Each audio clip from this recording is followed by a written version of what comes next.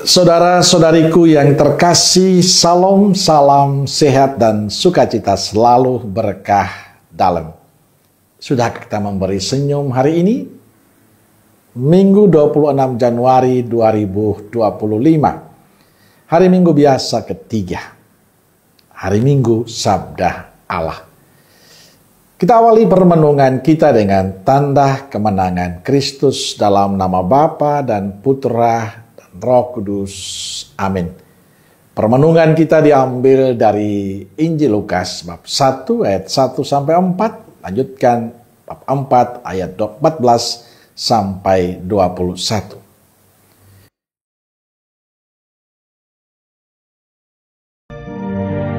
Theophilus yang mulia, banyak orang telah berusaha menyusun suatu berita tentang peristiwa-peristiwa yang telah terjadi di antara kita, seperti yang disampaikan kepada kita oleh mereka yang dari semula adalah saksi mata dan pelayan firman.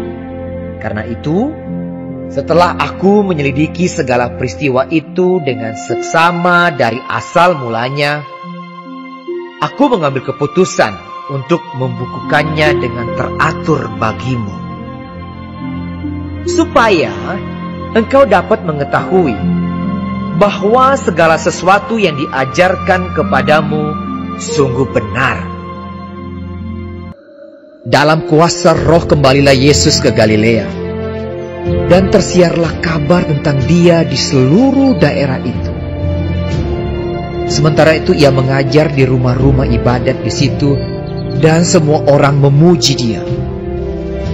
Ia datang ke Nazaret, tempat ia dibesarkan. Dan menurut kebiasaannya pada hari Sabat ia masuk ke rumah ibadat, lalu berdiri hendak membaca dari Alkitab.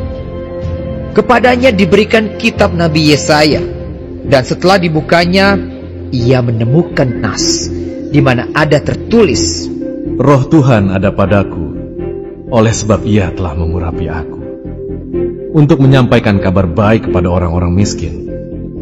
Dan Ia telah mengutus aku untuk memberitakan pembebasan kepada orang-orang tawanan dan penglihatan bagi orang-orang buta, untuk membebaskan orang-orang yang tertindas, untuk memberitakan tahun rahmat Tuhan telah datang.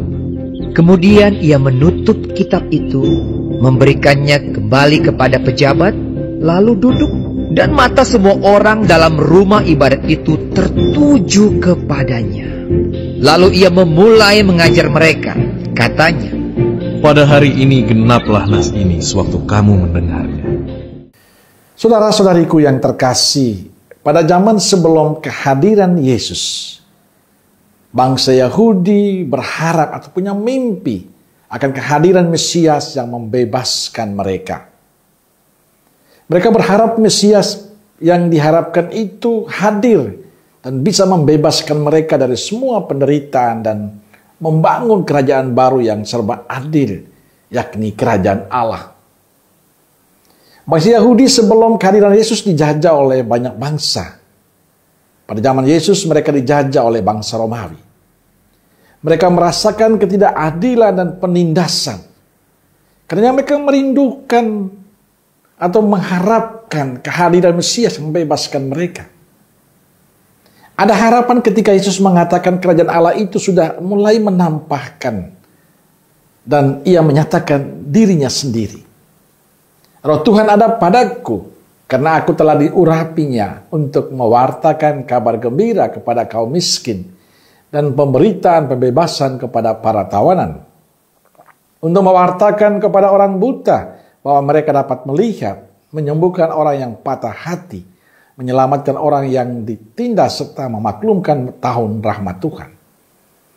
Yang disampaikan Yesus menegaskan apa yang dilakukannya selama berada di bumi. Ia datang untuk orang-orang tertindas, orang-orang terpinggirkan, orang-orang yang dikucilkan dari kehidupan masyarakat, dan orang-orang berdosa. Reaksi orang berbeda-beda akan apa yang disampaikan Yesus. Pada mulanya mereka mengagumi kebijaksanaannya, namun kemudian mereka berpikir bahwa bagaimana mungkin kebijaksanaan itu bisa berasal dari seorang anak tukang kayu. Dan akhirnya mereka menolaknya. Penolakan terhadap Yesus lebih disebabkan oleh kenyataan bahwa ia menyampaikan kebenaran. Kebenaran-kebenaran itu tidak sekedar janji-janji mulut seperti yang dilakukan para pemimpin kita. Melainkan Yesus sungguh melakukan ketika ia menjatuhkan pilihan kepada orang-orang miskin dan tertindas, maka ia sungguh-sungguh membela mereka. Dia tidak cuma berbicara tentang cinta, tetapi mencintai semua orang sampai mati. Dia tidak cuma bicara tentang pengampunan, tetapi ia mengampuni semua orang berdosa. Ia tidak hanya bicara tentang balas kasih, tetapi ia berbelas kasih kepada semua orang. Semua yang dilakukan Yesus menjadi harapan baru bagi mereka. Kehadiran Yesus melegakan banyak orang. Kemanapun Yesus hadir selalu menjadi sukacita bagi banyak orang. Semua datang pada Yesus dan mendapatkan kepuasan dalam hidup. Yang sakit dan menderita dipulihkan Yesus. Saudara-saudariku yang terkasih, seruan Yesus untuk menghadirkan tahun rahmat Tuhan adalah seruan untuk kita juga. Tahun 2025 ini kita merayakan tahun jubileum dengan tema Pesiara Pengharapan. Dalam tradisi Katolik, tahun jubileum merupakan waktu untuk membaharui spiritual, penebusan dosa dan perbuatan amal kasih. Pertanyaan untuk kita, apakah kita bisa menjadi harapan bagi semua? Bagi keluarga kita, bagi komunitas kita. Inilah yang perlu kita jawab. Saat Yesus mengatakan tahun rahmat Tuhan telah datang, ia wujudkan dengan tindakan nyata. Memberikan pengharapan bagi banyak orang. Orang menemukan sukacita, kebahagiaan bersama Yesus. Kita juga diundang untuk mewujudkan harapan itu kepada saudara-saudari kita yang membutuhkan pertolongan kita lewat sikap dan kepedulian kita. Semoga pesan Injil hari ini menggugah kita semua untuk menjadi pengharapan baru bagi banyak orang lewat sikap dan cara hidup kita yang baik. Amin.